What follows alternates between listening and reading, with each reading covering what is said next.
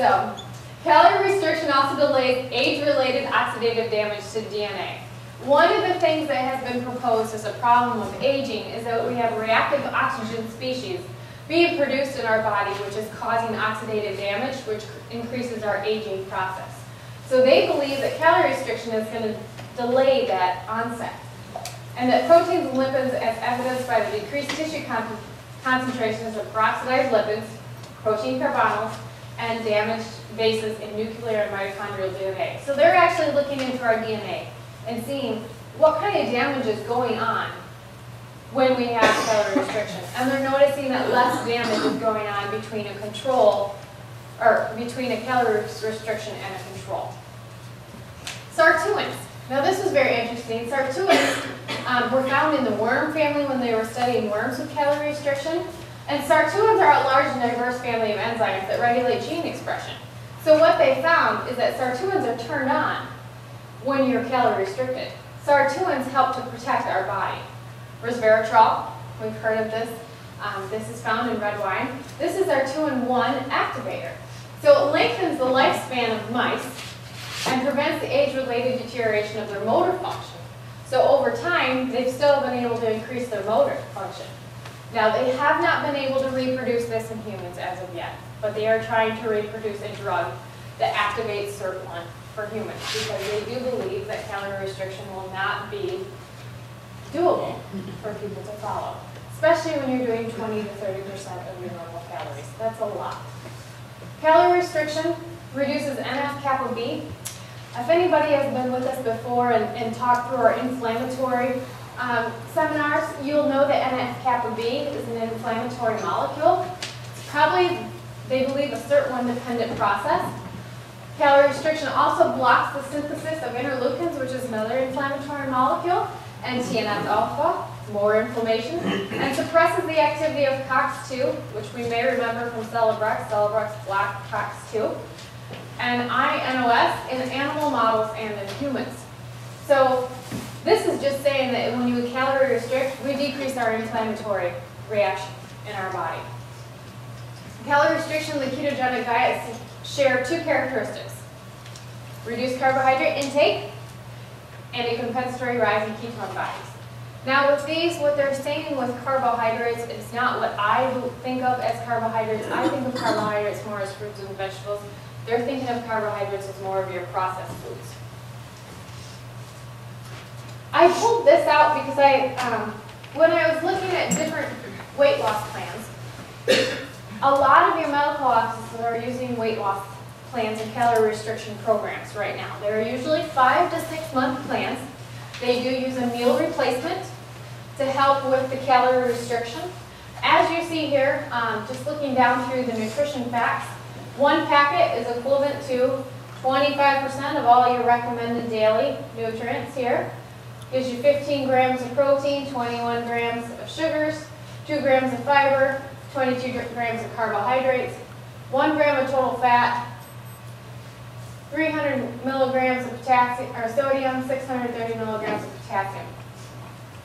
So my question to you is, have you ever seen a food this equal? Where does that come from? So there's really no synergy here, is the first thing I see. And many of the programs aren't using the 5 packets where you're getting an extra amount of your nutrients, which is what they recommend, because if we're only getting 100 of what we need, we're not giving ourselves the extra because we're already on a calorie depletion. When you're calorie depleted, your body needs more nutrients to support itself as it breaks down fat. Those nutrients are required to work with the liver for detoxification, to support the thyroid, to support your immune system. So patients in these situations tend to find themselves, they'll get some energy with the first little while, and then as things plateau, we start to just level off or start to lose energy. And that's because we're backing up with toxins.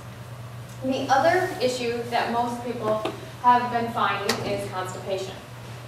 Now, my first thing when I look through this is I always look at the ingredients. Okay, what's in the ingredients? What can I see? Is there anything that I would not take if it were me? And knowing, for me, I couldn't follow this program even if I was overweight because I'm sensitive to milk products or casein. And that's the third ingredient in here. And one thing that we have found consistently across the board, if you have a sensitivity to milk at all and you take it in this amount with this type of balance, it'll create constipation. And a lot of patients are struggling with that when they go through these programs. So I looked there and I thought, maybe they have sensitivities that we should rule out before we start them on a plan like this. This one's my favorite. I found this looking through the other day and I thought, this is perfect for dietary. Mr. Potato Head, I'm going to put you on a low-carb diet. The next research article that I chose to look through is a comparison of the dietary plans. Now this one went through 5 different plans, and they did Alternative Health Index scores, which this came from the nurses study, which was, I do believe, a 10-year study, correct? Of thousands of women going through the plan, and they were finding cardiovascular markers. They used to have an HEI score, which they found was not as effective as this AHEI score because of the nurses study. So they went through and they looked at the Ornish diet, the Weight Watchers, which has 2, high carbohydrate, and I believe they have a high protein. The New Glucose Revolution, have you ever heard of that one? That one was brand new to me. And this one was on the New York Times top 10 seller list, so bestsellers. So this is where they pulled their programs from, plus the most rated plan, and of course they did our 2005 food guide. They did the South Beach Phase 2 Zone program, which I'm sure most people are familiar with. Atkins, the carbohydrate. They had 100 gram carbohydrate and a 45 gram carbohydrate. New Glucose Revolution. Basically what they're saying is they're following a blood sugar program. Following the glycemic index to keep your blood sugar as balanced as possible, right? So it endorses a low glycemic index weight loss plan. The glycemic index rates carbohydrates according to their effect on blood glucose levels. Glycemic index is the basis for food selection based within the selection of lean protein and healthful fats. The glycemic index score reflects how quickly a food raises blood sugar levels. The low glycemic index plan is purported to facilitate satiety and regulate blood glucose and insulin response levels, thereby reducing total energy. Weight Watchers plan involves a point system, assigning values to each food based on energy, fat, and fiber content per serving. Fiber will decrease the point value assigned to the particular food, whereas fat and energy increase the point value. Dieters are instructed to stay under a certain number of points based on the current weight and weight loss goal. Weight Watchers has a higher carbohydrate and a higher protein plan. Both were included in this analysis.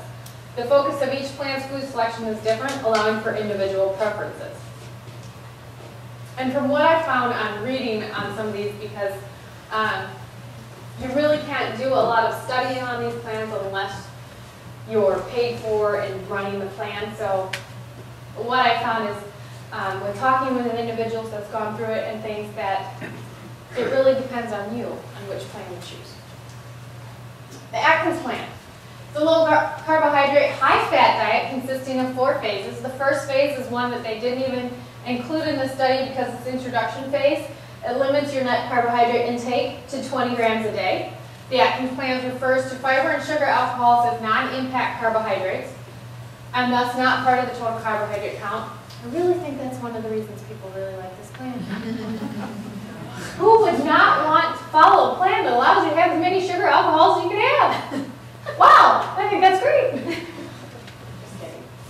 Phase 2 involves increasing that carbohydrate intake to 25 grams per day, and each week thereafter, the net carb intake is increased to 5 grams.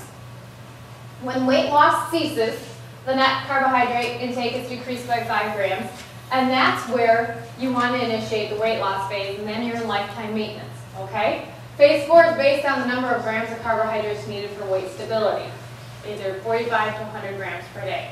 Foods high in protein and good fats are recommended, although no limit is placed on intake of saturated fats. And this is mainly where they're seeing the problem with this plan, creating more cardiovascular disorders long term. All of these plans within the first 6 months showed just about the same amount of weight loss. And as the long term went, that the plans started to really break up.